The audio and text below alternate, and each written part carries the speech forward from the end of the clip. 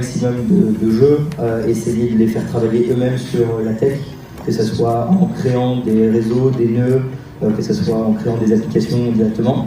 Et après, si c'est en présentiel, si vous intervenez directement dans les écoles et les universités, il y a énormément d'outils pédagogiques qu'on développe, que ce soit des jeux de société ou alors simplement mettre la main dans le cambouis directement. On fait des workshops directement dans les écoles en mettant un certain groupe d'élèves qui vont être commerçants, d'autres les acheteurs, d'autres qui vont être la régulation. Ça permet que dans une même classe d'école de commerce, ils puissent facilement comprendre l'aspect de la régulation, de la comptabilité, de la solution de paiement. Si c'est de l'éducation, c'est chiant, les étudiants, vous allez bien le voir, ils vont dormir. Donc il faut tout faire pour pas que ce soit chiant. Et bien s'adapter à son public. Le gouvernement, il n'a pas le temps. Donc clairement, vous n'allez pas lui faire des leçons d'une heure. Il y a 15 minutes, 20 minutes d'attention. Et vous n'allez pas lui vendre une formation de 36 heures. Vous devez le faire en 10 heures, au maximum 2 jours de temps présentiel. On croit qu'on peut les former, mais en réalité, c'est qu'ils ne veulent pas forcément être formés. Ils pensent avoir raison. Donc il faut être gros au but directement avec eux.